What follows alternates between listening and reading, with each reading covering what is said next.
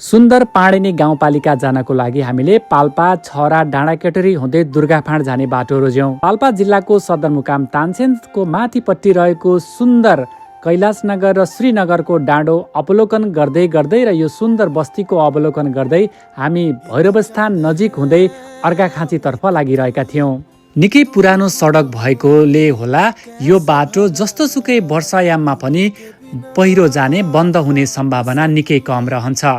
हामीले गाउँमा आफ्नो 10 कक्षा सकिसकेपछि उच्च शिक्षा पढ्नको लागि यही बाटो भएर तानसेन वा बुटोलमा आउने जाने गर्थ्यौँ।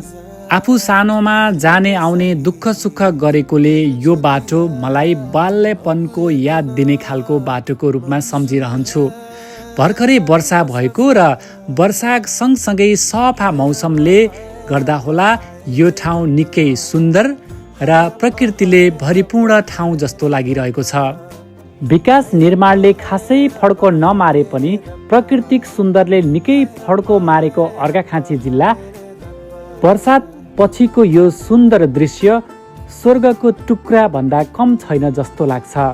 बादलले छोपेका यी बस्तीहरूलाई हामीले देखाउन नसके पनि यहाँबाट यो ठाउँको सुन्दरता हामीले मनन गर्न पक्कै पनि सक्छौँ।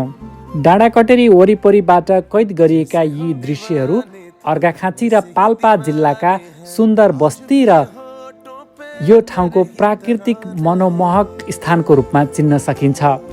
त्यसो भए तपाईहरू पनि जाने होइन त अर्घाखाँची यस्तै सुन्दर अनि मनोमोहक दृश्य हेर्नको लागि।